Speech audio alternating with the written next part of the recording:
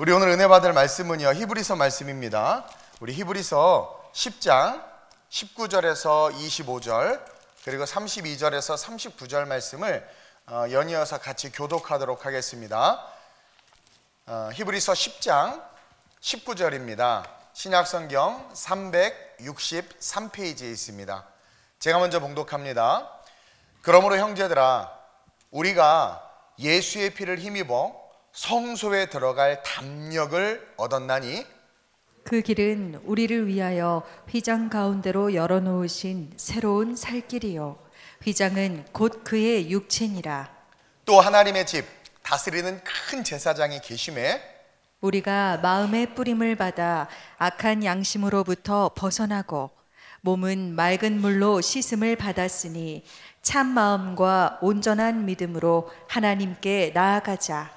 또 약속하신 이는 미쁘시니 우리가 믿는 도리의 소망을 움직이지 말며 굳게 잡고 서로 돌아보아 사랑과 선행을 격려하며 모이기를 패하는 어떤 사람의 습관과 같이 하지 말고 오직 권하여 그날이 가까움을 볼수록 더욱 그리하자. 32절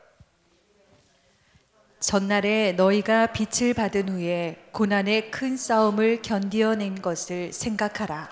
혹은 비방과 환난으로서 사람에게 구경거리가 되고 혹은 이런 형편에 있는 자들과 사귀는 자가 되었으니 너희가 갇힌 자를 동정하고 너희 소유를 빼앗기는 것도 기쁘게 당한 것은 더 낫고 영구한 소유가 있는 줄 알미라.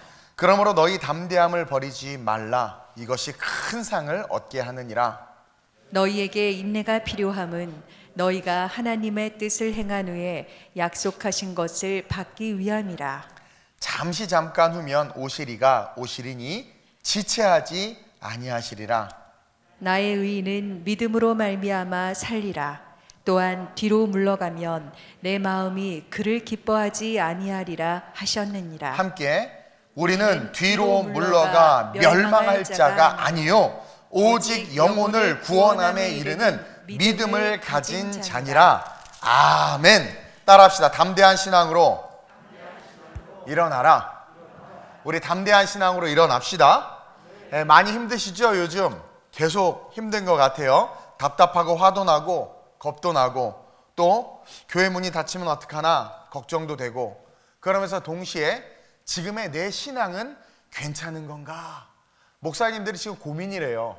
요즘에 실시간, 우리 교회도 지금 100명에서 150명 정도가 못 나오고 실시간으로 예배를 드리고 있는데 그게 익숙해져서 편하다, 좋네, 일어나서 거실에 나오면 돼 바로, 그쵸? 11시 예배인데 10시 55분까지 자다가 나와도 되고, 그쵸? 헌금도 안 해도 되고, 그리고 끝나고 또 침대 가서 잘 수도 있고, 목사님들도 편하대, 그쵸? 뭐 교회 할일 신방을 가나, 뭐 병원 신방을 가나, 구역 예배가 있나, 피차 뭔가 좀 이상해져 가고 있는 그런 모습인 것 같아요.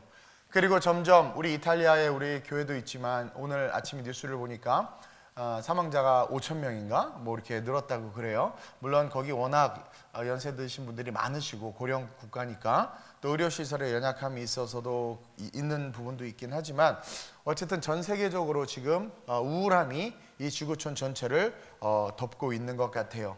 많은 고민과 혼란과 혼돈 가운데 우리가 서 있는 것은 부인할 수 없는 사실입니다. 그러나 오늘 말씀과 함께 이 모든 혼란과 혼돈, 두려움에서 승리하는 저와 여러분들이 됐으면 좋겠어요. 왜냐하면 말씀은 능력이에요.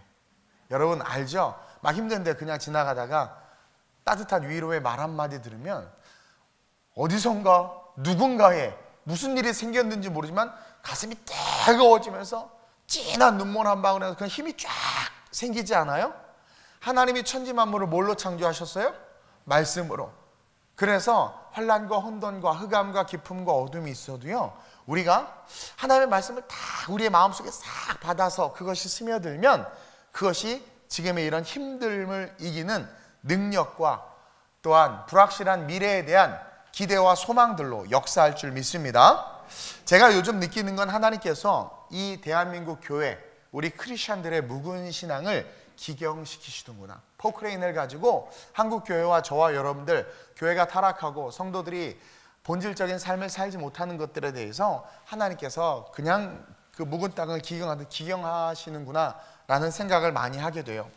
특히 크리스천들이 재밌는 건 바이러스는 엄청 두려워하면서 믿지 않는 분들은 우리가 배제하고 믿는 우리가 먼저 회개해야 되잖아요. 믿는 우리의 신앙을 가만히 들여다보면 그 작은 바이러스는 엄청 두려워하면서 만군의 여호와 하나님은 전혀 두려워하지 않는 신앙이 우리 안에 벌써 자리 잡았구나.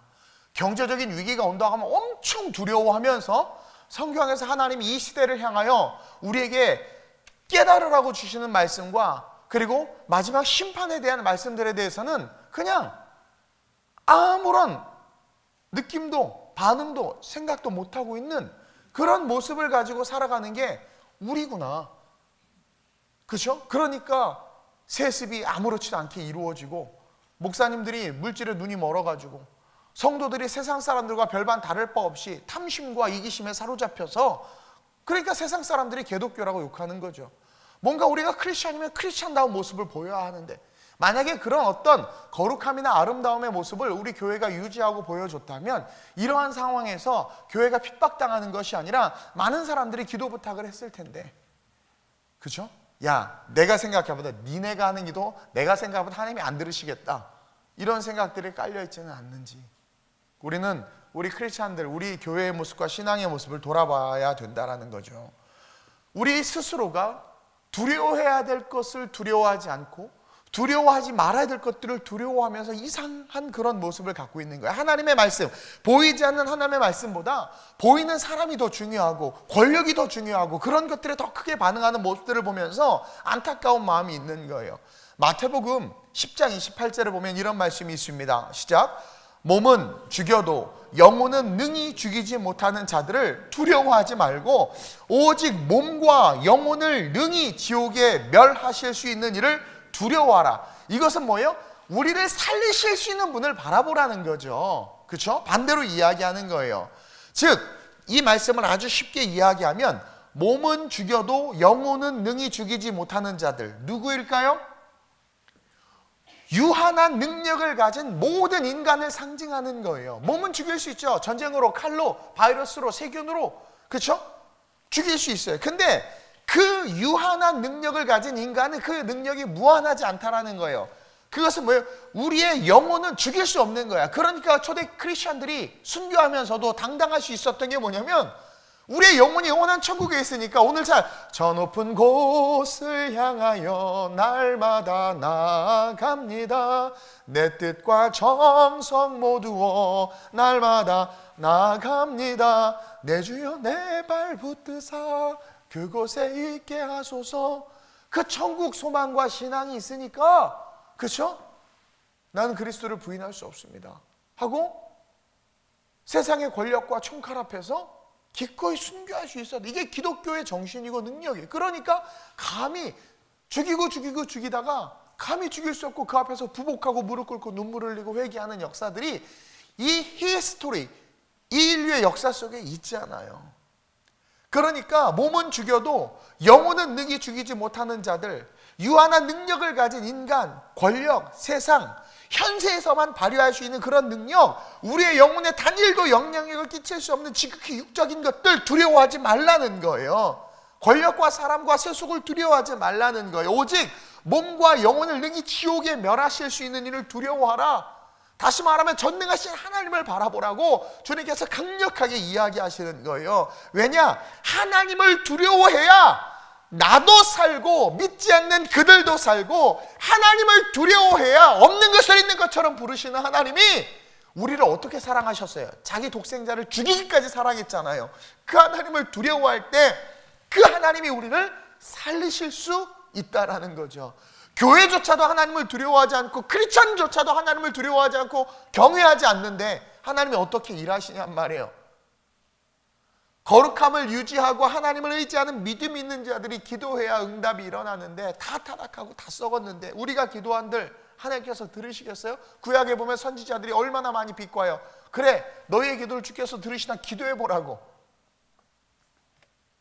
우리는요 이 땅에서의 살고 죽는 문제가 아니라 하나님은요 뭐 영원, 이터널 라이프, 영원을 보라는 거죠. 언젠가 우리 다 죽어요. 지금 죽나 10년 후에 죽나 100년 후에 죽나 죽어요. 지혜로운 자, 멀리 내다볼 수 있는 자. 그러면 죽음 이후의 삶, 영원한 생명이 있다면, 천국과 지옥이 있다면 그것이 있다고 믿고 사는 게 지혜라고 그랬어요. 믿고 살아서 천국 가는 방법대로 살아서 죽었는데 진짜 천국이 있으니까 할렐루야. 그런 거 없어. 교만과 이성과 오만으로 살다가 죽었는데 천국과 지옥이 있어. 그때는 어떻게 해요? 돌이킬 수 없는 거예요. 그러니까 있다고 믿고 사는 게 지혜로운 거예요. 그리고 그 하나님을 바라볼 때 어떻게 되는 거예요?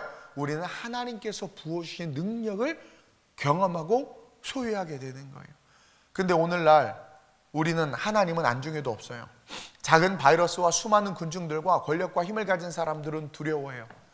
근데 하나님은 두려워하지 않아. 제가요 이번 뉴스를 보면서 깨달은 게 뭐냐면 미국 트럼프 대통령이 모든 시민들에게 $1,000씩 지급한다고 해요. 그래서 미국 갈까 생각했어요. 근데 그렇게 지급하는 동기가 나는 참 영적으로 깨달은 거예요. 지급하는 동기가 뭐냐면 미국이 돈이 많아서가 아닌 거예요. 내가 $1,000씩 줄게. 돈이 많아서. 그게 아니라 중국에게 손해배상을 청구할 계획이 있기 때문이라는 거죠. 유럽도 그것을 준비하고 있다고 이야기해요. 이게 뭐냐면 중국을 두려워하지 않는 거야. 내 나라, 내 민족, 내 백성이 더 중요한 거예요. 그 힘이 있는 거예요. 그래서 그것을 두려워하지 않는 거죠. 근데 우리나라를 비롯해서 많은 나라들이요 경제적인 문제와 정치적인 문제로 얽히고 설켜서 중국에 아무 말도 못하고 있어. 그게 뭐냐면 돈과 힘을 두려워하는 거예요. 우리 교회가 얼마나 철저하게 안전과 방역을 지키면서 예배해요? 근데 아까 우리 안수집사님 기도할 때 저도 눈물이 찔끔 났는데 많은 사람들이 본질을 잘 모른 채 여러 가지 시선을 가지고 핍박과 이런 어려움들이 와요. 근데 저는 목사로고 우리는 신앙인이기 때문에 하나님을 두려워하고 우리에겐 하나님이 중요하기 때문에 그리고 우리 교회가 깨어서 기도해야 하나님의 축복이 임한다는 것을 알기 때문에 그 길을 걸어가는 거죠. 본질이 분명하면 세상이 두려운 게 아니에요. 길을 알고 걸어가는 자들은요 아무리 밤길이어도 담대하게 그 길을 걸어가요. 그러나 길을 모르면 어떻게 돼요? 우리는 주저하게 되고 머뭇머뭇되고 다른 데 눈을 돌리게 된다는 거죠. 한국교회와 성도 마찬가지라는 거예요. 지금 현상만을 보는 사람들이 너무 많아. 현상만을. 기독교 신앙과 복음의 본질이 위협을 당하는데도 아무 말을 못하는 거예요. 그러나 본질을 바라보는 사람들은 두려워하지 않아요. 하나님을 온전히 바라보는 사람들이 어떻게 세상을 두려워합니까? 만군의 여호와 하나님을 바라보는데 어떻게 하나님을 온전히 바라보는 사람이 어둠과 흑암과 손을 잡고 타락과 세속과 세상의 물질에 빠질 수 있겠냐라는 거예요. 여러분 다니엘과 새 친구들만 봐도 그렇잖아요. 그렇죠? 기도하면 죽인다는 거야. 근데 어떻게 해요? 기도하죠. 왜? 그들은 하나님을 섬기는 자들이고 그들의 신앙 속에 하나님이 시퍼렇게 살아계셨거든요. 근데 우리는 하나님이 안 계셔. 보이지 않아. 보이는 세상과 사람이 더 크게 느껴지는 거죠. 그러니까 붙잡고 바라봐야 되는 것을 붙잡지도 바라보지도 못하는 거죠. 제가 젊을 때 중국 지하교회 갔던 적이 있어요. 중국 지하교회 갔는데 이렇게 막 이렇게 모임을 하다가 그 사인을 주고 신호가 오면 어떻게 하냐면 그 지하로 숨어요. 지하에 이렇게 딱 그 숨는 장소가 있어요. 그러면서 막 이렇게 재봉틀을 하고 돈을 벌어야 되니까 일을 하다가도 공안이 오거나 예배를 드리면 막 들어가서 숨는 공기구멍만 이렇게 하나 뚫려 있는 콘크리트로 친 한 3평, 4평짜리 작은 지하에 있는 벙커 같은 데인데 제가 그런 걸 보면서 아니 어떻게 여기서 이렇게 신앙생활 하나. 그리고 또 잡히면 감옥 가고 죽을 수도 있다는 거예요. 한국 선교사님 추방당할 수 있다는 거예요. 근데도 불구하고 열심히 신앙생활하는 모습을 보면서 아니 어떻게 이렇게 힘든데 신앙을 포기하지 않고 이렇게 살 수 있느냐 제가 물어봤던 기억이 나요. 왕 선교사님이라고 있었어요. 근데 그분과 거기 있는 사람들이 말하기를 중국 공산 정권보다 하나님이 더 두렵다는 거예요. 그들에게는 하나님이 시퍼렇게 살아계셨던 거죠. 몸을 죽이는 자보다 몸과 영혼을 지옥에 멸하실 수 있는 분을 더 두려워했다라는 거예요. 그래서 그 하나님을 두려움으로 섬기다 보니까 이렇게 신앙생활하게 됐고 하다 보니까 담대해졌다라는 거예요. 그리고 두렵고 떨림으로 하나님을 섬기면서 이렇게 걸어가다 보니까 웬만한 시련과 역경을 다 이기게 되고 그러면서 그래요. 보세요. 이렇게 잘 되고 있다. 부흥한 거야. 가난한 중국인들을 엄청나게 먹이고 중국 아이들에게 엄청난 교육을 가르치면서 정말 멋지게 학교를 운영하면서 그 일들을 해나가고 있는 거예요. 그리고 그것이 공급되어지는 힘과 능력을 받고 있다는 거죠. 네. 두렵고 떨림으로 하나님을 섬기면 다윗처럼 골리앗이 두렵지 않는 거예요. 그래서 그들은요, 자기가 안전할 것을 믿고, 중국 그분들은 안전할 것을 믿고 설사 그리 아니하실지라도 하나님 앞에 부끄럽게 신앙생활하다가 창피하게 하나님 얼굴 보는 것보다 그냥 기꺼이 순교해서 천국 가는 게 자기네들에겐 소망이라는 게 너무 부끄러웠던 기억이 나요. 이게 복음이 가진 능력이란 말이에요. 근데 바알과 아세라를 섬겨요. 여러분, 바알과 아세라를 섬기는 건 물질을 섬기는 거예요. 내가 원하는 내 꿈을 섬기는 거예요. 한국교회가 세속화된 것처럼. 바알과 아세라를 섬기면 하늘에서 불이 내려와서 막 제단을 사르고 바알과 아세라 선지자들이 막 목이 따서 기손 시내가에서 막 죽어나가는데도 불구하고 세속과 물질을 섬기는 자들은요, 보세요. 하늘에서 불이 내려서 하나님이 살아있는 게 증명이 됐어요. 제단이 다 불타고 또랑에 물이 흐르는데 그 또랑의 물도 막 하늘에서 불이 내려서 다 불살랐어요. 그리고 자기네들이 섬겼던 바알과 아세라 선지자들이 막 목이 따서 죽는 거야. 그 하나님이 역사가 나타났어. 근데도 엘리야가 야, 하나님을 섬기고 바알이 하나님이면 바알을 섬겼더니 어떻게 돼요? 머뭇머뭇 뛰고 가만히 있죠. 이게 세속화된 신앙의 전형적인 모습인 거예요. 이게 세속화된 신앙의 전형적인 모습인 거예요. 눈에 하나님의 역사가 보여도 세상이 더 커 보이는 거야. 다시 한번 여러분 분명히 말씀드리지만 복음은 능력이에요. 탈출구가 없는 세상에서 유일한 탈출구는 하나님이고, 질병과 가난과 고통에서 여러분 그 누구도 그 문제 해결할 수 없어요. 그러나 그 모든 문제를 우리가 생각하지 못하는 놀라운 방법으로 해결하실 수 있는 분은 하나님밖에 없는 거예요. 그래서 복음은 능력이라고 말하는 거예요. 여러분, 여기서 능력이라는 것은 어떤 일을 할 수 있는 힘, 어떤 일을 할 수 있는 역량, 어떤 일을 할 수 있는 재능이 능력인데, 복음은 어떤 일을 할 수 있는 힘이라는 거예요. 복음은 어떤 일을 할 수 있는 역량이고, 복음은 어떤 일을 할 수 있는 재능인데, 그 어떤 일에 대해서 성경이 뭐라고 이야기하고 있어요? 홍해가 갈라진단 말이에요. 물이 변해서 포도주가 되고 죽은 자가 살아나요. 가난한 사람이 5,000명, 아이와 여자까지 포함하면 2만 명 이상 앉아있는데 먹을 게 없는 그들에게 물고기 2마리와 보리떡 5개로 그들이 배부르게 먹고 12광주리가 남는 게 복음의 능력, 복음이 할 수 있는 역량, 복음이 할 수 있는 그 재능이고 힘이라는 거예요. 여리고가 무너지고 병든 자들이 살아나고 혈병이 회복되고, 그게 복음이 가진 능력이란 말이에요. 몸은 죽여도 영혼은 죽이지 못하는 자들은 절대 할 수 없는 능력, 몸은 죽일 수 있고 우리를 감옥에 가둘 수 있고 우리를 핍박할 수 있는 세상, 그러나 그들은 절대 할 수 없는 능력, 죽은 자를 살리고 없는 것을 있는 것처럼 부르시는 그 하나님이 가진 그 능력, 그 복음이 가진 능력, 그것은 하나님에게만 있다. 그래서 바울이 로마서 1장 16절에 이렇게 이야기하고 있는 거예요. 같이, 내가 복음을 부끄러워하지 않아요. 여기 뭐가 있어요? 복음을 부끄러워하고 있는 거예요. 많은 사람들이 복음을 부끄러워하고 있는 거예요. 많은 사람들이.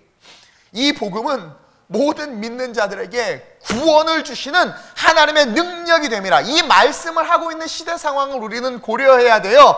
이 복음이 모든 믿는 자에게 구원을 주시는 하나님의 능력이라. 여기서 말하는 구원은 영원한 천국은 기본이죠.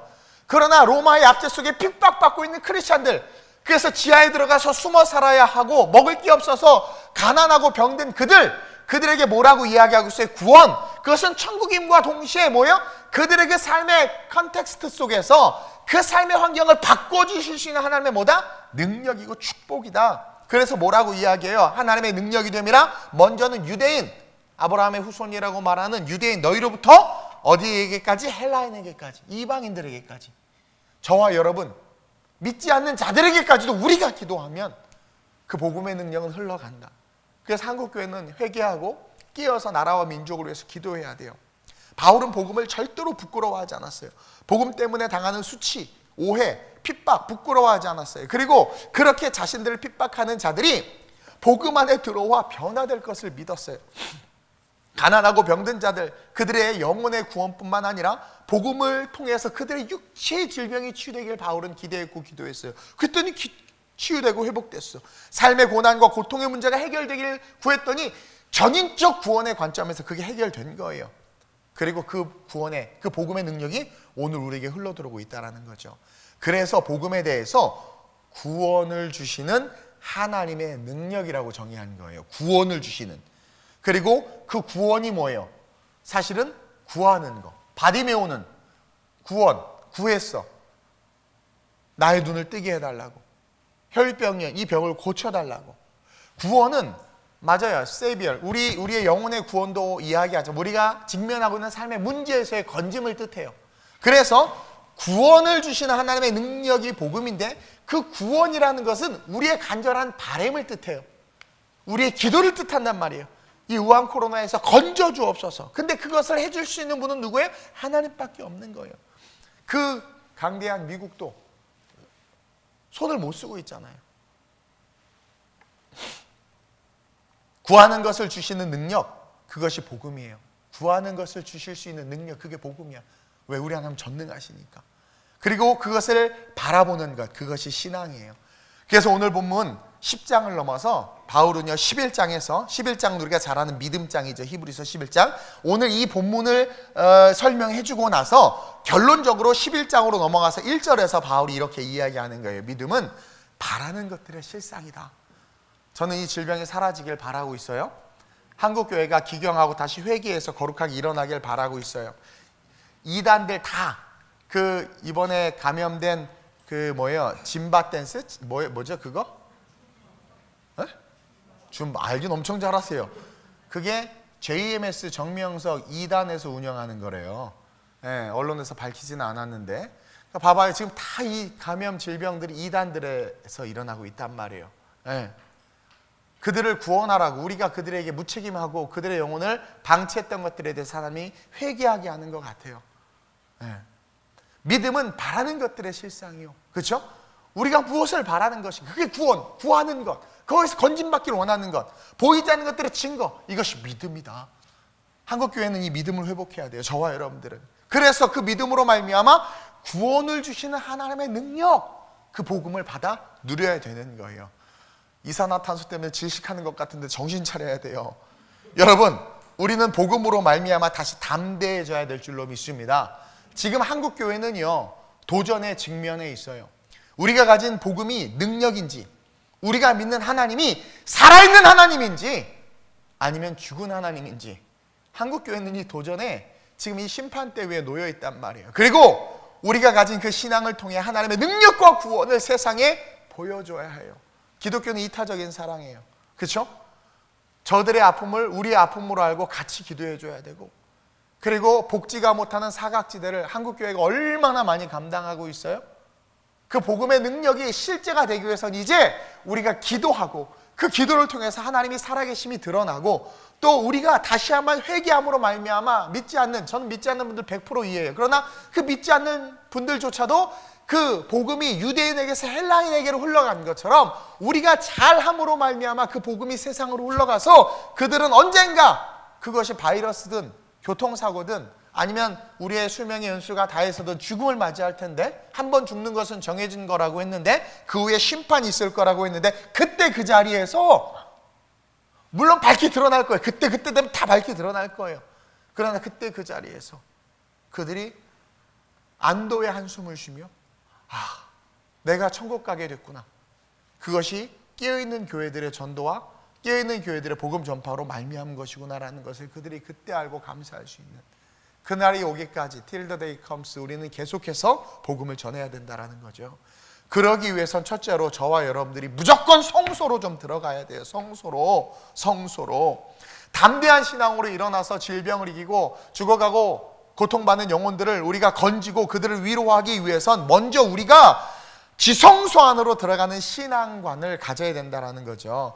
우리는 성소와 지성소의 신앙을 가져야 돼요. 즉 성전 문만 밟는 껍데기 신앙이 아니라 성소의 신앙, 지성소의 신앙.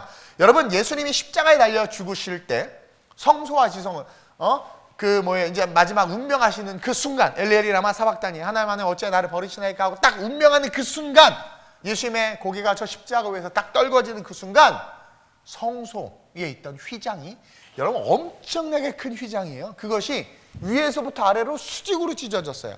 여러분, 그 올라가서 이렇게 찢지도 못할 뿐만 아니라 찢어도 밑에서 이렇게 찢어서 올려야 되는데 위에서 찢었어. 하나님 위에서 찢으신 거야. 성소의 휘상이 찢어졌단 말이에요. 성소와 지성소를 가리고 있던 수직으로. 그 지성소는 어떤 곳이냐면 1년에 한 번, 딱 한 번 속죄일에 대제사장만 들어가서 죄를 용서받는, 제사를 지냄으로 이스라엘 민족의 죄를 용서받는 그런 곳이었어요. 그곳은 하나님의 임재가 있는 곳이었고 하나님과의 만남이 있는 곳이었어요. 근데 1년에 한 번 선택받은 제사장만 들어갈 수 있었어. 근데 그 휘장이 찢어졌다는 건 뭐예요? 하나님 지금 두 팔 벌리고 웰컴, come on 그러고 있는 거예요. 어떤 하나님이? 구원의 하나님이, 능력의 하나님이. 근데 성전 문만 밟던 신앙은 하나님을 알 수 없죠. 이 성전 문만 밟고 그 임재 속에 들어가지 못하니까 문만 밟고 있던 그들은요, 세상이 말하는 바알과 아세라의 말만 듣다 보니까 바알의 신앙, 아세라의 신앙이 온 몸과 마음에 새겨져서 10에 2주하면 월급 더블된다 막 그러고, 그쵸? 뭔가 문제가 있어서 막 부르짖으면 하나님은 문제 해결사 정도로 하는 그런 이상한 신앙이 되어버려요. 왜? 그게 바알 신앙이거든. 바알에게 가면 너 헌금 갖고 와. 그러면 응답 받을 거야. 아, 농사가 2배로 됐으면 좋겠는데 그럼 너 2배로 곡식 갖고 와. 이딴 거예요. 그거에 익숙해지니까 거룩하고 아름다워야 될 교회가, 하나님의 말씀으로 세워져야 될 교회가 세속화되어 가고 있는 거죠. 그러니까 성전 문만 밟는 신앙은 하나님을 한 번도 만나보지 못하고 하나님의 사랑을 한 번도 경험해보지 못하고 말씀의 진리의 맛을 못 보니까, 맛을 봐야 맛을 알지, 그 맛을 못 보니까 어떻게 되는 거예요? 그냥 세상의 줄에 휩쓸려 나가는 거예요. 그러니까 하는 것마다 하나님을 대적하고 하나님의 뜻과는 상관없는 길을 자꾸 걸어가는 거예요. 그리고 이게 옳다고 말하는 거예요. 이게 옳다고 말하는 거예요. 쉽게 말해서 난 아브라함의 후손이고 잘 산다고 잘 살고 있었는데 보니까 다른 길을 걷고 있었던 거죠. 그래서 성경은 20절에 성소를 향하는 방향에 대해서 그 길이라고 표현하고 있는 거예요. 볼까요? 19절에 그러므로 형제들아 우리가 예수의 피를 힘입어 성소에 들어갈 담력을 얻었다. 자, 예수의 피는 뭐예요? 그분이 죽으심으로 성소의 휘장이 찢어져서 이제 들어갈 담력을 얻은 거예요. 하나님이 찢어준 거죠. 근데 담력을 얻어서 들어가는 그 길, 들어가라는 거예요. 20절에 그 길은 우리를 위하여 휘장 가운데 열어놓으신 무슨 길이요? 새로운 살 길. 그 길로 들어가야 돼요. 그래서 저와 여러분들이 정말 하나님의 은혜 속에 거하면 알게 돼요. 그 하나님의 임재 가운데 거하면 어떻게 살아야 되고 어떤 삶이 옳은 삶이며 교회는 어떤 것이고 신앙은 무엇인지를 알게 된다는 거예요. 근데 그 지성소 안에 들어가 보지 못하니까 맨날 길거리 신앙 주워들은 이야기로 신앙생활하니까 교회가 타락하고 우리의 신앙이 엉망진창이 되는 거예요. 우리는 그 길로 들어가야 된다는 거죠. 그 길이 뭐예요? 새로운 살길. 새로운 살길 뭐예요? 하나님의 음성을 듣는 길. 새로운 살길, 하나님의 임재, 하나님을 만나는 길. 새로운 살길, 우리를 향한 하나님의 계획이 있는 그 길. 하나님의 영광을 위해서 살게 될 그 길. 그 길이 활짝 열려 있는데 아무도 안 들어와. 교회가 세속화돼서.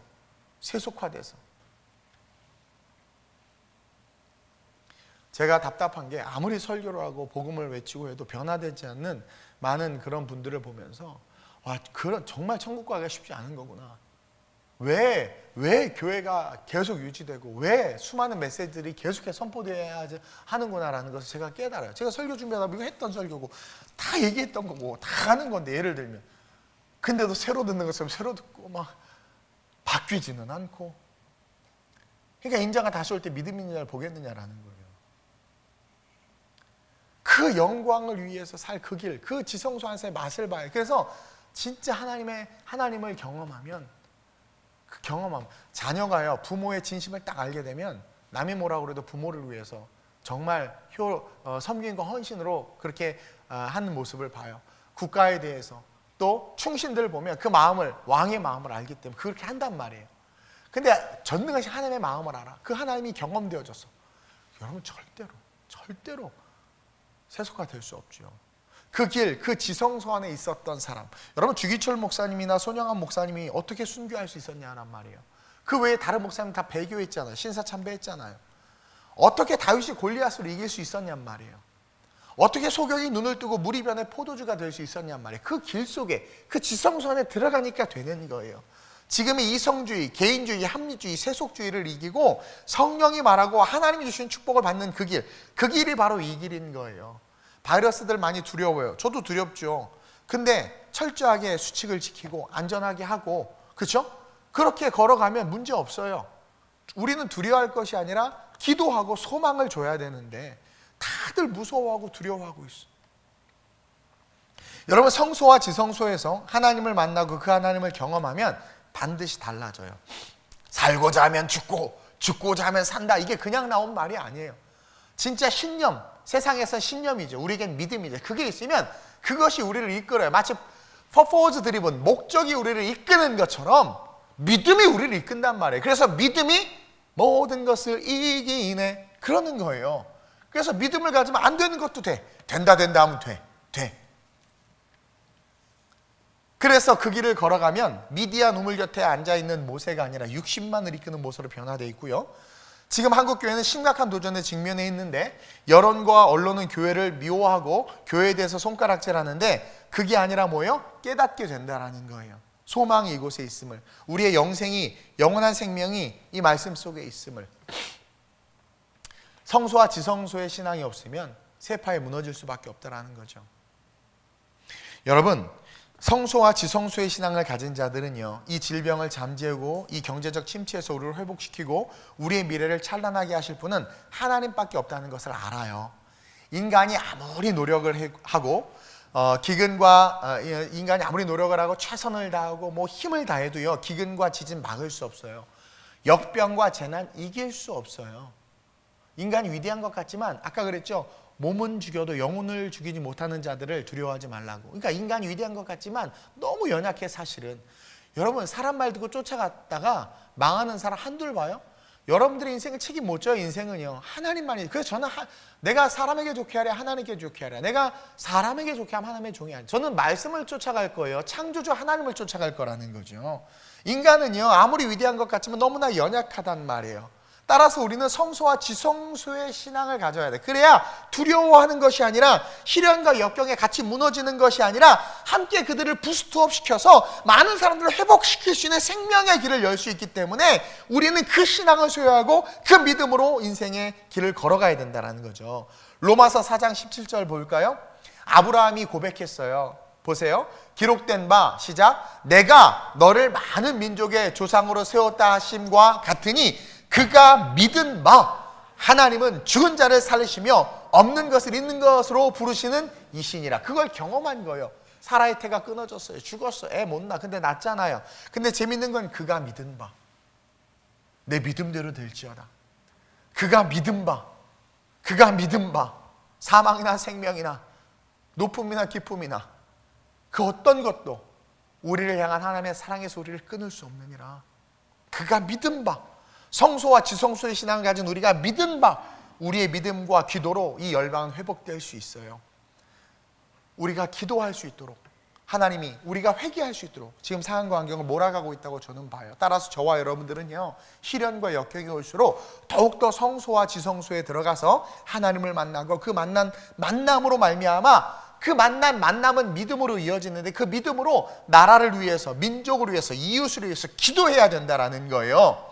로마서 1장 17절입니다. 시작. 복음에는 하나님의 의가 나타나서 믿음으로 믿음에 이르게 하나니 기록된 바 오직 의인은 믿음으로 말미암아 살리라 함과 같으니라. 이런 삶이 바로 믿음의 삶이요, 진짜 크리스찬의 삶이요. 하나님을 만났으니까 저도 선교하면서 가난하고 소외된 자들에 대한 마음이 있지, 저도 가난하게 살았기 때문에 물질에 대한 욕심이 있을 수밖에 없는 인생이에요. 근데 하나님을 만나고 그 사랑 안에 거하니까 무엇이 중요한지를 아는 거죠. 가치의 문제를 위해서 살아가야 되는 것이 인생임을 깨닫는 거예요. 우리 여러분, 배우지 않아도 아는, 하나님 우리의 양심 속에 넣어준 그 본질, 따뜻한 일을 했을 때 선행을 하는 거 누가 가르쳐주지 않아도 알고 그 일을 했을 때 막 뿌듯함이 오는 것, 본질적으로 오리지널신 원죄가 있어서 우리가 타락한 존재지만 하나님은 우리 안에 DNA 코드 속에 넣어준 그 사랑이 있단 말이에요. 그것이 하나님과 함께 회복되어질 때 세상을 살리는 능력이 된다는 것을 기억하고 하나님을 우리가 만나야 돼. 지성소 안으로 들어가야 돼요. 그래서 진짜 신앙을 가지고 세상을 구원하는, 무엇이 살 길인지를 아는 것을 아는, 그게 저와 여러분들이 돼야 된다는 거예요. 그러면서 둘째로 담대한 신앙으로 일어나기 위해선 그날을 항상 바라봐야 돼요. 바울은 우리에게 강력하게 이야기하고 있어요. 그날에 대해서. 말세에 나타나는 특징들 중에 하나가 뭐냐면 모이기를 패하는 습관들이 생겨. 모이기를 패하는 습관, 핵가족화되기도 하고 개인주의가 팽배해지기도 하면서, 저도 제가 목사하고 많은 사람들을 상대해야 되는 사람이다 보니까 한 벌써 지금 4주, 거의 3, 4주째 혼밥을 하고 있어요. 혼밥. 혼자 먹어. 우리 사모님 먹어도 안 먹어. 막 혼자 먹어. 어쨌든 계속 방에만 있고 혼밥 혼족. 그리고 이제는 바이러스 공포로 사회적 거리두기까지 이런 문화가 이제 펼쳐지면서 뭐예요? 점점점 개인주의와 점점점 흩어지는 거야. 흩어져. 집에서 나오지를 않아. 그러면서 아까도 말했지만 요즘 목사님들이 너무 고민인 거예요. 성도들이 인터넷 예배가 너무 편하고 너무 좋으니까 야 이거 너무 좋다. 또 특히 우리 교회는 먼 데서 오는 분들이 많잖아요. 내가 먼 데서 오는 사람들은 무조건 오지 말라고 그랬어요. 근데 야 그냥 그렇죠? 바로 안방에서, 집이 작은 사람은 한 걸음만 걸으면 예배당, 집이 큰 사람은 5걸음 걸으면 예배당. 아우 예배 드리다 그냥 바로 냉장고에서 그냥 과일 좀 갖고 와봐. 아유 오늘 목사님 막 그냥 열심히 설교하시는 막 자기도 먹어 막 이러면서 하면서 막 이렇게 옆으로 언제 끝나 막 이러고 막 이러면서 얼마나 자유해. 그래놓고 예배 드렸다. 프린시플, 원칙이 없는 거죠. 그건 방종으로 가요, 여러분. 왜 하나님께서 여러분 디아스포라의 이스라엘 백성들은 다 흩어져서 살았어요. 근데 왜 절기 때마다 예루살렘으로 다 오라고 한 줄 아세요? 우리는요 모여야 돼요. 하나님은 모이기를 원해요. 근데 요즘에 이 사회가 점점 핵가족화되고 개인주의화되고 이제 앞으로 점점 정보기술이 발달하면서 어떤 모습으로 바뀔지 몰라. 근데 재밌는 건 우리 교회는 12년 전부터 실시간 예배를 드렸던 교회 알죠? 근데 그게 이제 요즘에 저변이 돼가지고 주변 목사님들이 야, 이 목사 옛날에 했던 게 이런 거였구나 막 그러면서, 저는 여러분 알죠? 막 스위스 국경 넘어가다가도 거기서 혼자 핸드폰 켜두고 막 설교하고 막 가고, 차에서도 막 설교하고, 그렇죠? 공항에서도 설교하고, 여러분들에게 말씀을 주기 위해서. 근데 이제 이게 보편화돼. 그때는 선교적 상황이었는데 이제는 모일 수 있는데도 못 모이는 상황이 되어져 가고 있단 말이에요. 그리고 더 놀라운 건 목사님들도 지금 저도 되게 편해졌어요. 그래서 혼자 지금 열심히 우리 교회 서버 구축하는데 시간이 너무 많아. 막 계속 서버 구축하지 막 이러다가 다 타락하겠어. 좀 더 자자, 좀 더 눕자 막. 예. 어쨌든 이런 상황이에요. 모이지 못할 일들이 앞으로 더 많아질 거라는 거죠. 그러면서 동시에 미혹하는 영들이 말세에 득세하게 된다고 말하는데, 다양한 미혹들로 우리의 시간, 정신, 물질을 빼앗아가는 거예요. 우리가 예수의 이름으로 모이는 것에 앞으로 엄청난 방해를 받게 돼요. 성경은 그것을 이야기하고 있어요. 그리고 주님은 오늘 본문 25절에 그날이 가까이 옴을 볼수록 모이기에 힘쓰라. 자, 여기서 전제가 뭐예요? 그날이 가까이 옴을. 그러니까 종말의 때, 주님 다시 오실 날이 가까이 올 때 어떤 현상이 일어난다는 거예요? 모이기에 힘쓰라. 이건 반대의 거죠. 모이지 않는다는 거예요. 사람들이 나팔을 불고 피리를 불고 꽹과를 쳐도 사람이 모이지를 않아. 길거리에 얻어터지고 싸우는데도 관심도 없어. 마스크로만 모여. 저도 어제 15분 줄 서서 샀어. 마스크로만. 근데 나는 왜 이렇게 하나님 별로 날 안 사랑하나? 앞에까지 좋은 거 주다가요 내 앞에서 딱 그게 끊어지고 그 비닐봉다리에 있는 거 2개 또 그걸 받아왔어. 그러니까 나는 근데 감사했어. 왜냐면 그래 저 앞에 그 다른 사람들은 좋은 거 받고 그래도 이게 받은 게 어디냐. 어쨌든 거기만 모여. 마스크에만. 그 보세요. 마지막 때 뭐 난리를 치고 뭐 해도 모이지를 않아요. 워낙 미디어들이 많이 발달하고 하니까 방에 앉아서 모든 정보를 취합하게 되고 뭐 어디 갈 필요도 없어. 우리 스위스 여행 갈까? 정말 아빠 그래 자 앉아봐. 탁 틀어. 스위스 유튜브가 쫙 여기가 야 융플라우야 막 그러면서 다 봤지? 이제 3D 고글 쓰고 막 보고 나갈 일이 없어지는 거예요. 요즘에 극장에 CGV에 갔더니 어떤 사람이 자기 혼자야. 대관 우와 좋다 막 이러고 있대요. 야 정말 무서워요. 앞으로 왜냐면 알 수 없는 질병들이 더 많이 나타날 거거든요. 근데 지금 우리는 나타나는 이 작은 사건 하나에 지금 이렇게 쫄고 있단 말이죠. 어쨌든 종말의 날이 가까이 올수록 성소와 지성소에 머무는 삶, 성도 간의 모임과 나눔, 예배와 선교로 모이는 그 삶에 성경은 열심을 내라는 거야. 열심을 내라는 거야. 근데 여러분 그거 아세요? 그 당시에 크리스찬들이 모일 때 그 모임의 장소는 가장 깨끗했어요. 왜냐하면 성전에 들어가기 전에 물로 씻어야 됐죠. 정결케 했죠. 정결케 한 예식을 따라서 죄를 뿌리고 그래서 성전에 들어갈 때 가장 깨끗하고 가장 아름다운 모습으로 들어가는 거야. 그래서 한국교회는 더 그런 것에 신경을 써야 돼요. 어쨌든 중요한 건 24절에 보세요. 뭐라고 표현하고 있냐면 서로 돌아보아. 오늘 24절에 보니까 서로 돌아보아. 25절에 모이기를 피하는 어떤 사람들의 습관과 같이 하지 말고 오직 권하여 그날이 가까움을 볼수록 더욱 그리하자. 모여라. 근데 모이는 목적이 있네. 모여서 우리끼리 예배하고 모여서 우리끼리 찬양하고 우리끼리 놀라는 게 아니라 왜 모이게 하시느냐? 교회가 왜 모여야 하느냐? 서로 돌아보기 위해서 모여야 된다라는 거예요.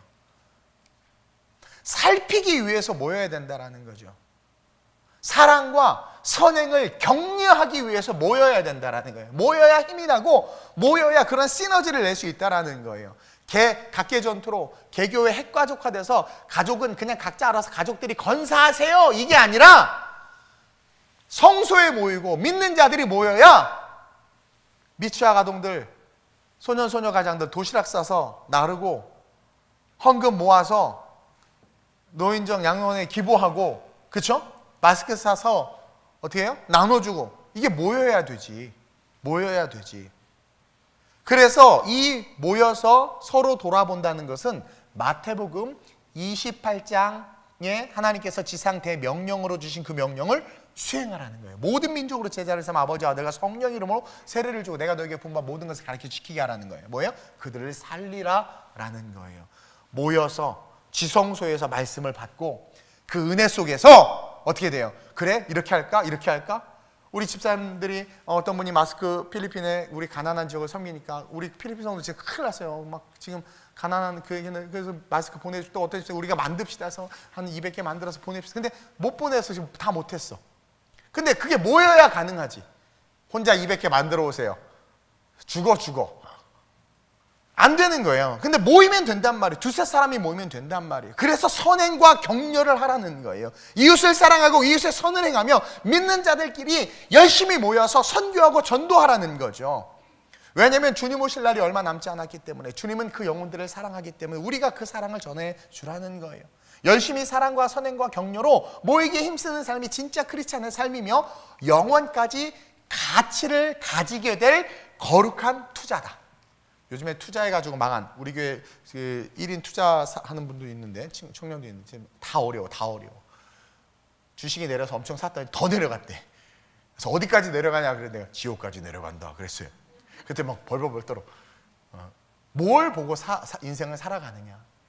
하나님의 선한 가치를 보고 살아가야 된다. 그러면서 자연스럽게 26절에서 31절 우리가 읽지는 않았는데 이게 26절에서 31절은 뭐냐면 우리가 모이지 않으면 사랑과 선행을 할 수 없고, 그래서 모이기를 패하면 어떻게 해야 되느냐? 배교한다라는 이야기가 26절에서 31절까지 나와. 배교에 대한 이야기야. 선을 행하지 않고, 그렇죠? 그런 것들. 그래서 29절만 읽겠습니다. 시작. 하물며 하나님의 아들을 짓밟고 자기를 거룩하게 한 언약의 피를 부정하는 것. 이런 교회 많죠 오늘날. 그렇게 여기고 은혜의 성령을 욕되게 하는 자가 당연히 받을 형벌은 얼마나 더 무섭겠느냐. 너희는 생각하라. 모여서 사랑을 전하고 격려하고 선행을 베풀라라는 거예요. 마지막이 가까이 올수록 29절과 같은 자들이 많이 일어날 텐데 그들을 멀리하고, 그렇죠? 성소와 지성소의 신앙을 부인하는 자들, 그리스도의 대속을 부정하는 자들, 성령을 성령은 뭐 방언은 뭐 귀신의 언어다, 뭐 방언은 능력이 없다, 방언 필요 없다, 막 이렇게 말하고 있잖아요. 그렇죠? 그런 것들. 그리고 엊그저께 뉴스 보니까 정신 나간 어떤 목사님이 올바른 목사님 12명을 고소했대. 누구라고 말은 안 하겠어요. 뭐예요? 잘못된 있어요. 하여튼 그런 성령을 부정하는, 그리고 방언은 쓸데없는 쓰레기라고 말하는. 도대체 그들에게 있어서 성경은 뭔지 모르겠어요. 성경에서 말하는 성경 공부는 하나도 안 하고 신학적인 지식도 없으면서 자기 생각대로 떠드는 그들. 그래서 모이기를 패하는 자들이 오늘 너무 많다라는 거죠. 다시 말하면 자기 중심, 자기 신앙 그런 것들을 가진 자들의 형벌이 크다라는 거야. 주님 다시 오시면 그들의 끝은 비참해질 것이고, 율법적 신앙생활로 등만 가지고 있다가 기름은 없이 천국 문 밖에서 쫓겨나는 인생이 될 거라는 것이고, 드라크마 하나를 잃어버렸는데, 그렇죠? 찾을 생각을 하고 있지 않다가 신랑에게 결국 버림받는다. 그러한 자들이 어떠한 자들이다? 이 배교하는 자들이다. 모이기를 패하는 자들이다. 그러면서 우리에게 뭐라고 이 말씀이 이야기하냐면 종말의 때가 가까이 오고 시련과 고통이 올수록 모여서 이웃에게 선을 행하고 모여서 격려하고 모여서 흩어져서 사랑을 전하라는 거죠. 그날을 그게 나에게 축복의 날이기를 바라보라는 거예요. 주님 다시 오시는 그날이 여러분들에게 축복이길 원해요? 저주이길 원해요? 다 축복이길 원하지. 천국 가고 싶어요? 네. 주님 사랑받고 싶어요? 네. 하나님의 은혜 받고 싶어요? 네. 그런 짓을 해야 되는데, 그렇죠? 바알과 아세라의 신앙이 익숙해져 가지고 자유주의 신학 설교를 너무나 많이 듣다 보니까 복음주의가 아니라 너무나 많은 자유를 누리고 있는 거죠, 우리가. 근데 그 자유가 뭐예요? 모이기를 패하는 사단의 영향력이라는 거예요. 그래서 마태복음 24장 6절 12절에 보면 마지막 때에 대해서 주님이 우리가 알 수 있도록 힌트를 주고 있어요. 마지막 때가 되면 주님 오실 날이 가까워져 있지는 않을 거예요. 제가 정리했어요. 난리의 소문들이 일어난다고 그러고 민족이 민족을, 나라가 나라를 대적한다고 그러고 이런 지금 사인들이 보이고 있죠. 도처에 기근과 지진이 일어나고 있죠.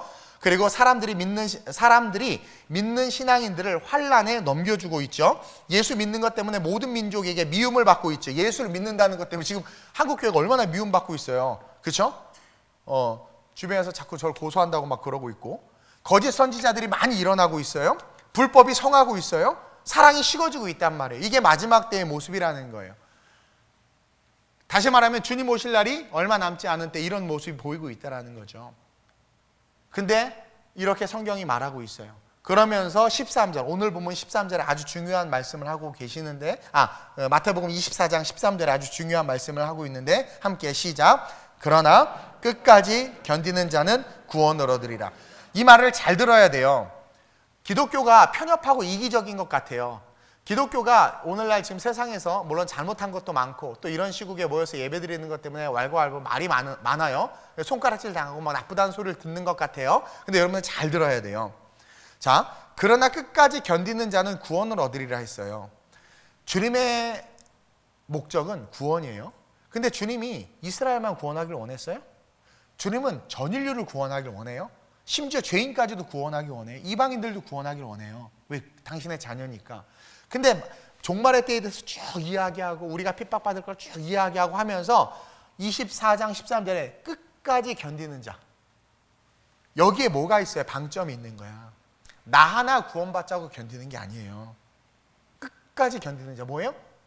그럼에도 불구하고 모여서 사랑과 격려로 선행을 베푸는 우리가 끝까지 그렇게 견디는, 우리가 해야 될 것들을 감당하면서 말씀대로 살아가는 그들이 결국 구원을 얻으리라. 우리뿐만 아니라 이것은 구원 받으리라가 아니라 얻으리라. 우리가 전한 것에 대한 열매를 얻으리라.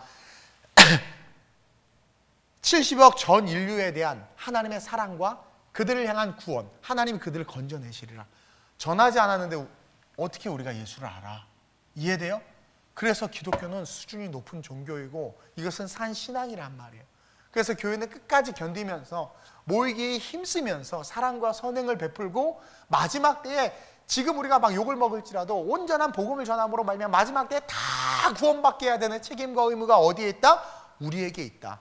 근데 그런 시련을 우리가 당할 때 어떻게 견딜 수 있느냐? 천국 복음이 있으면 견뎌요. 주님 다시 오실 것에 대한 완전한 믿음, 그 믿음이 있으면 견뎌요. 그래서 그 믿음이 있기 때문에 환난을 당하고 예수 믿는 것 때문에 미움을 받아도 모이기에 힘쓰며 사랑으로 예수를 섬기고 선행하며 격려하며 주님을 기다릴 수 있는 거예요. 초대교회 크리스찬들이 카타콤에서 살고 생명을 잃어도 기꺼이 주님을 부인하지 않을 수 있었던 것, 그것은 그날을 바라봤기 때문이라는 거죠. 이 땅이 아닌 그날, 저 천국을 향해서 소망을 가지고 살고 있었기 때문이라는 거예요. 주기철 목사님이나 손양원 목사님 같은 분들이 순교할 수 있었던 이유도 그 이유인 거예요. 초대교회 성도들이 죽음을 두려워하지 않고 땅속에서 살 수 있었던 것도 그 이유, 천국 소망. 따라서 저와 여러분들은 그 천국 소망을 가지고 우리가 당한 현실을 이기게 해줄 능력이 복음에 있음을 믿고 모이기에 힘쓰는 그런 저와 여러분들이 되어야 될 줄로 믿습니다. 그러면서 마지막으로 우리가 담대한 신앙으로 일어나기 위해서는요, 나는 지금 무엇으로 살고 있는가 돌아봐야 돼요. 성경은 35절에 뭐라고 말하고 있냐면 35절에 그러므로 너희 담대함을 버리지 말라. 이것이 뭐예요?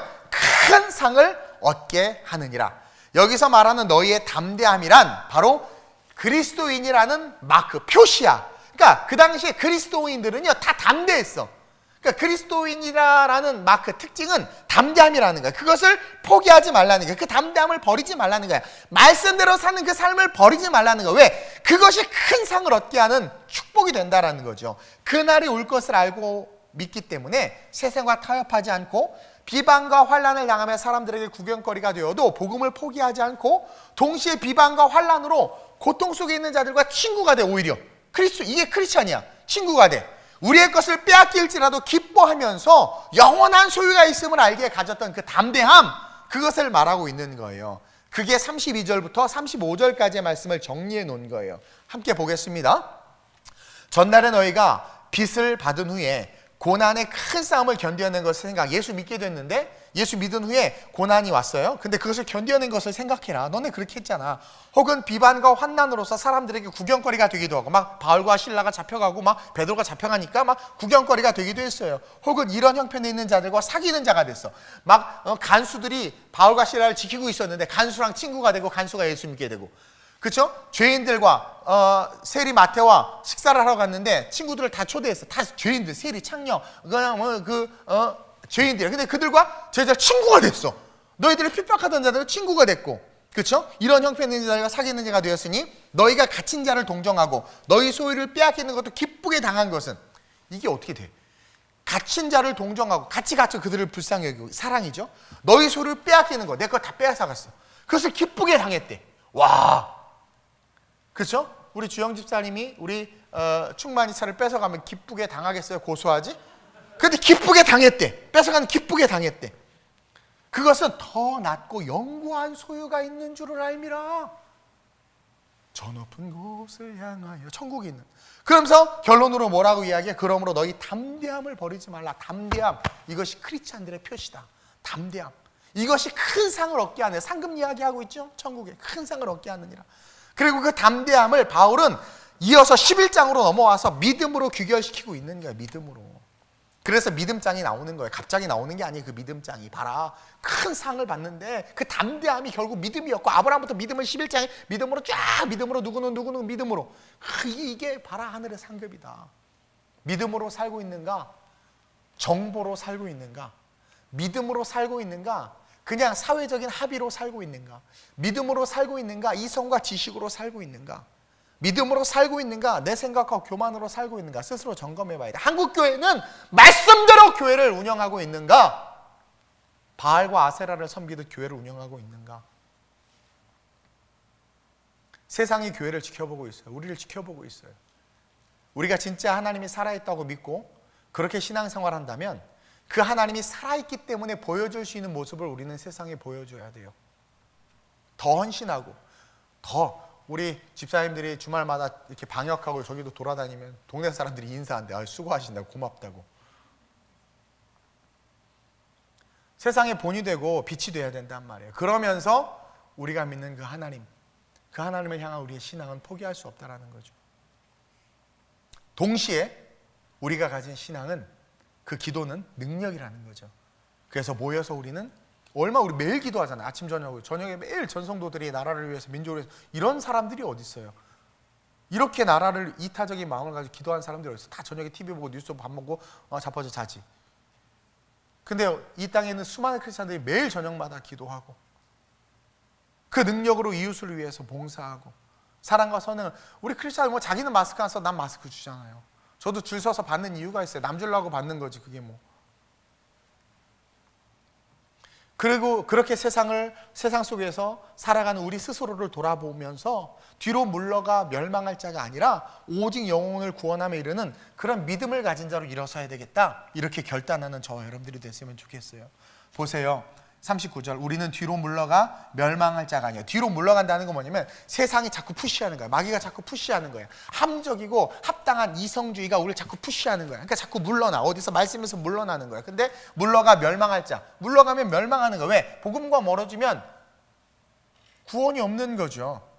그러한 자가 아니라 우리는 지성소로 뛰어들어가는 자, 오직 영혼을 구원함에 이르는 믿음을 가진 자, 그렇게 모여서 의논하고 어떻게 도울지를 고민하고 기도하고 흩어져서 사랑과 선행을 베푸는 자, 그게 크리스천이고 그게 교회라는 거예요.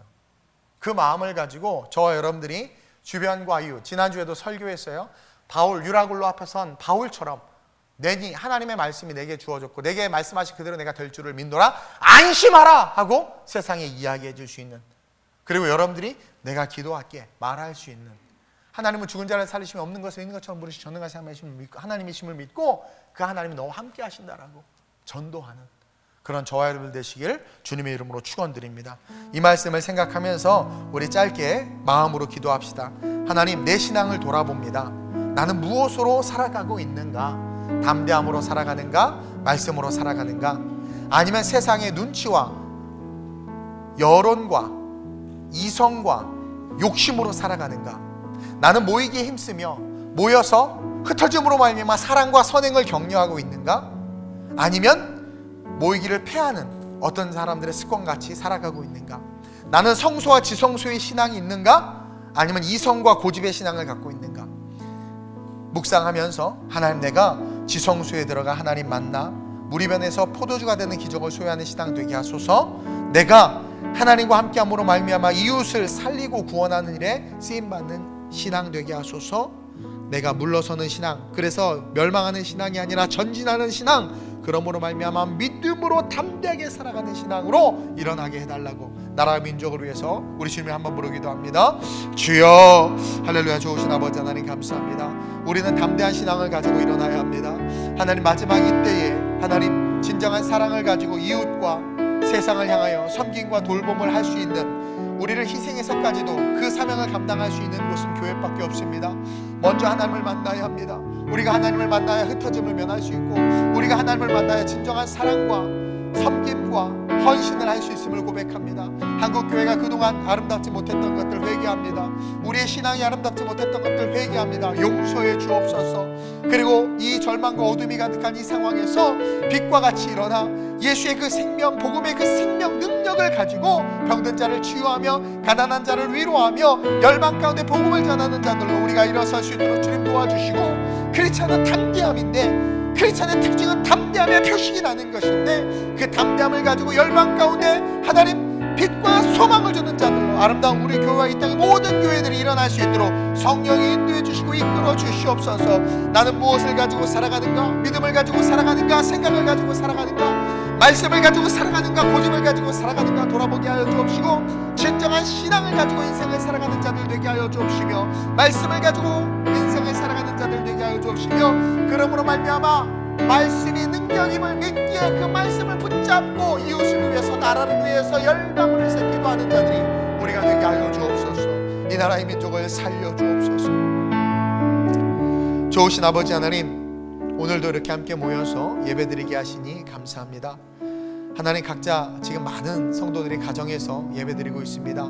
그들의 답답함을 하나님 위로해 주시고, 또 준비된 모습으로 나와 예배하는 우리 성도들, 이곳에 모여서 예배하지만 이 시국을 바라보며 그 마음속에 답답함과 힘듦이 있음을 하나님 고백합니다.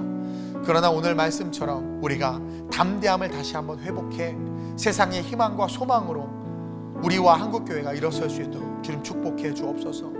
지성소 안에 들어가 하나님을 만나야 합니다. 그러면 모든 게 명확해지고 클리어해집니다. 하나님을 만나지 않으니까 노이즈가 자꾸 우리를 움직입니다.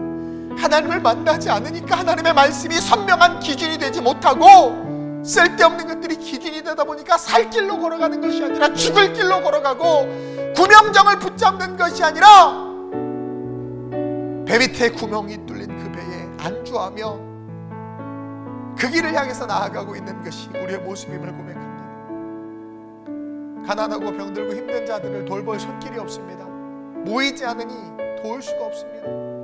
하나님, 오늘 이 말씀을 깊이 있게 우리 모든 성도들이 가슴에 새기게 하시며 담대한 신앙으로 다시 한번 일어나게 하여 주옵소서. 살 길, 그 길, 지성소, 우리를 향한 계획이 있고 무리변에서 포도주가 되며 골리앗을 무너뜨릴 수 있는 그 길이 그곳에 있음을 기억하며 그곳에서 모두 뜨겁게 일어나 하나님과 함께 열방을 치유하는 자들로 서게 하여 주옵소서. 내가 나사렛 예수의 이름으로 명하노니 모든 바이러스와 모든 질병 예수의 이름으로 다 소멸되고 사라질지어다. 모든 확진자들의 성령의 능력으로 회복되고 치유될지어다. 모든 이 질병으로 말미암아 두려워하는 자들에게 예수의 생명의 복음이 전해지게 하여 주옵시고, 위축된 한국교회와 위축된 대한민국과 위축된 전 세계가 다시 한번 하나님의 말씀으로 말미암아 회복되고 소생되는 역사가 나타나게 하여 주시옵소서. 필리핀과 이탈리아와 독일을 불쌍히 여겨주시고 위로해 주시고 하나님의 영광 나타나게 하여 주옵시며 온갖 거짓과 악으로 바이러스를 만들어내고 거짓을 아무렇지도 않게 말하는 이 어둠의 세력들 예수의 이름으로 떠나가게 하여 주옵시며 죽기까지 우리를 사랑하는 그 사랑을 우리가 전할 수 있도록 성령여 인도하여 주시옵소서. 우리와 함께하여 주옵소서. 성령께서 이 대한민국을 온 열방을 그리고 우리 모든 성도를 치유하시고 고치실 것을 믿사오며 우리 주 예수님의 이름으로 감사하며 축복하며 기도드립니다.